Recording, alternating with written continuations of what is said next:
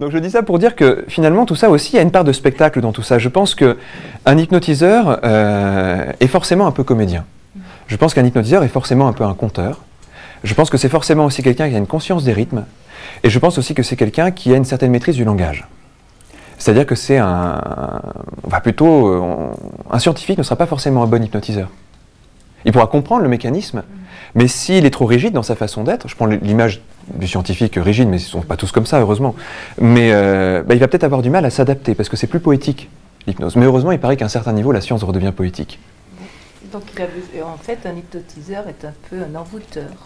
Ouais. On va faire quelque chose. C'est juste un jeu. Là encore, vous allez vous mettre à peu près en face de moi. Je ne sais pas si ça va pour les caméras, mais vous allez m'envoûter. Oh là. Je suis pas une non, on va s'auto-hypnotiser, en fait. L'idée, c'est, là encore, on est dans un monde du rêve, en fait. Là, je fais une petite bande-annonce pour le cabinet public de dans 15 jours. On a prévu une induction sur le thème de Lewis Carroll avec un ami pendant 15 jours, donc on s'amusera un petit peu autour de ça. L'idée vraiment du rêve. On peut se tutoyer? Oui, oui. Oui, tu t'appelles comment? Armel. Armel, tu sais, je ne sais pas si tu te rappelles d'Alice au Pays des Merveilles. Oui, oui. C'est cette idée de passer de l'autre côté du miroir, comme ça. Oui, oui. Ben, j'ai toujours trouvé cette idée fascinante. Oui. Alors c'est toute la métaphore du rêve et tout ça, mais c'est aussi la métaphore quelquefois d'un autre regard qu'on peut porter sur soi. On pourrait le voir comme ça en tout cas. Il y a l'idée que dans ce type de rêve, la réalité et le rêve se mélangent. Il y a des éléments de la réalité qui viennent rencontrer les éléments du rêve et tout ça. Imaginons quelque chose, je vais prendre ta main, comme ça, et je vais juste t'amener dans un certain rêve, d'accord? Tu vas juste imaginer que, au fur et à mesure que je vais tirer un petit peu sur ta main comme ça va être comme si tu passais de l'autre côté de quelque chose. À un moment donné, tu vas juste sentir que les yeux ont envie de se fermer. Tu vas juste sentir qu'il y a comme quelque chose d'hyper attirant dans cette expérience.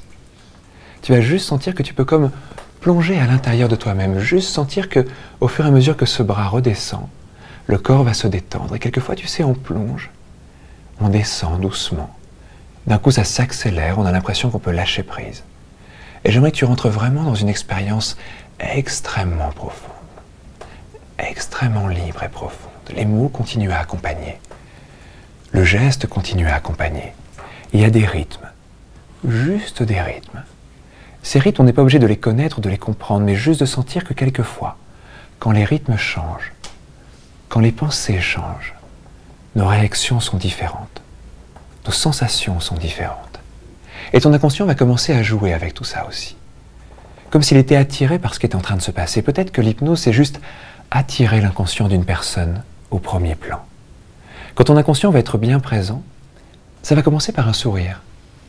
La sensation à l'intérieur de quelque chose de très très très agréable, d'amusant presque.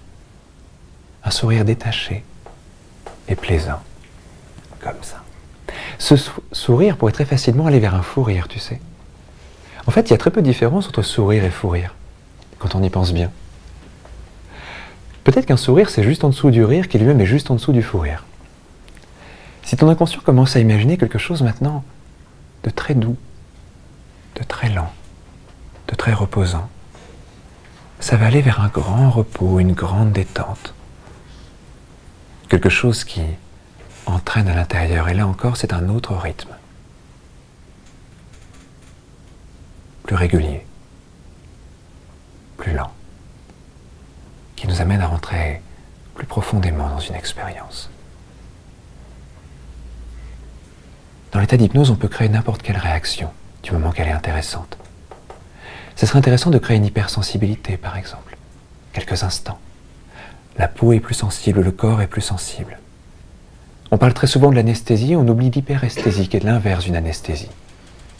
Notre corps est plus sensible, on le ressent mieux, on est encore plus en contact avec lui. Chaque changement à l'intérieur devient perceptible. On comprend facilement. C'est un mouvement. On perçoit encore mieux les rythmes. Il pourrait y avoir une hyperesthésie auditive, une hyperesthésie de l'imagination aussi. Je ne sais pas comment ça peut se traduire à l'intérieur de toi. Dans l'état d'hypnose, chaque chose qu'on imagine peut devenir réalité. Si on imagine une accélération, notre cœur s'accélère, comme si on était en train de bouger, de courir. Et si on imagine quelque chose de plus lent, nos muscles se détendent. Si on imagine le sommeil, il est très proche. Il est juste à côté. Et on peut plonger quelques instants dedans et en ressortir immédiatement. C'est très agréable de savoir qu'on peut rentrer aussi facilement dans le sommeil et en ressortir aussi facilement. Dans l'état d'hypnose, on peut commencer à imaginer un projet ou une envie et demander à l'inconscient de le construire, de comprendre de quoi on a besoin pour y arriver. Notre inconscient commence à imaginer les ressources dont on a besoin et commence à les stimuler, ces ressources-là. Est-ce que c'est de la concentration? Est-ce que c'est de la régularité? Est-ce que c'est du lâcher-prise? Quelles que soient ces ressources, notre inconscient peut commencer à les imaginer et à sentir ce qu'il faut pour y arriver. Et puis il y a autre chose qui est géniale dans l'état d'hypnose. Le temps n'existe plus vraiment. On peut revenir en arrière, régresser. Revenir dans le temps. Un temps où 2012 est une expérience très lointaine. Un temps où même 2000 peut-être est une expérience très lointaine, tu sais. Un jour, on sera en l'an 2000. Ça sera très étonnant. Un temps où on est un enfant. Un temps où c'est très simple tout ça. Un corps différent, des sensations différentes et sans rappeler, sans souvenir. J'aimerais que tu replonges vers le meilleur moment de ta vie. Que tu replonges vers l'endroit le plus émouvant et le plus agréable. Une émotion que tu auras envie de revivre complètement, pleinement, encore une fois. La revivre vraiment. Te remplir de cette émotion-là. La laisser envahir le corps.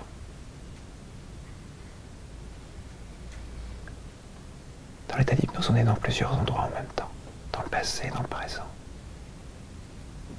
Quand on est dans une émotion, on peut sentir comment cette émotion traverse le temps pour la ramener avec soi vers le présent.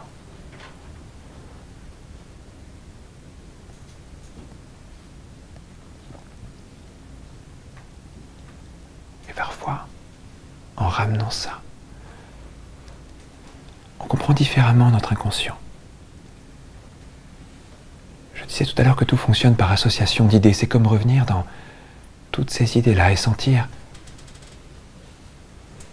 que chaque mot, chaque geste, chaque pensée influence quelque chose à l'intérieur.